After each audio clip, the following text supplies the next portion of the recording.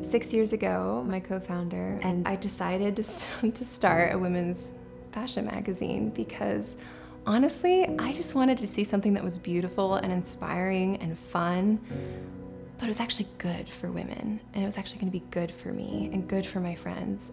And so Verily really started from this kind of simple desire to show beautiful imagery and have quality articles that were truly just good for women. And so I was working and living in New York City, working day and night on Verily. And then within a month or two, I meet my future husband. It was a whirlwind romance of sorts. We got engaged, we got married, I moved, and that was a huge adjustment. And all the while, I think I worked on Verily remotely from Pittsburgh up until the birth of my first child, Gemma. It wasn't until someone had asked me, "Oh, what do you do?" And for the first time, I stuttered out, "I'm just a mom." And it was so difficult for me to say that. And I was shocked.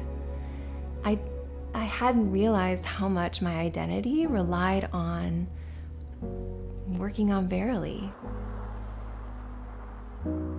It took me a long time. I remember being away for a year from Verily and not feeling like my life had worth. And yet I knew he had given me these gifts. And I knew that he had given me the gift of my child. I just didn't know how all of that would play out, and what I was really supposed to do.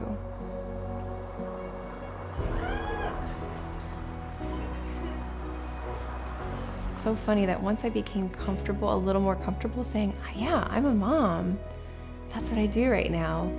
It's interesting how at that same time, I was becoming stronger as a person, that I felt almost ready to kind of get involved again. I thought he might be calling me to work again a little bit. And I've been back and forth ever since then. And then I returned as the creative director recently. And it was really fulfilling and it was exciting. And I realized like God still has these gifts for me. He still wants me to use these. And it was great.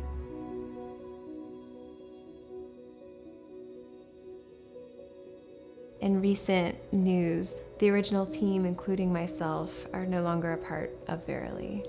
If I would have known how this would end 6 years ago when we were just starting it, that would be so hard to give my whole life, day and night, to it. But I'm not devastated because I had learned I was so much more than the good work I was doing. That year I took off, it made me realize where my identity was.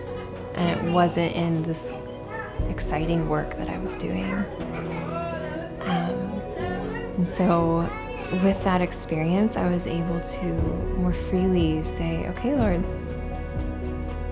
this was for you anyway, and you are welcome to take it."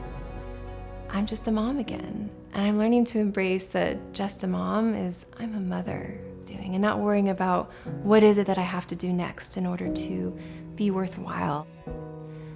I'm just trying to live day by day, saying yes out of love and to be grateful,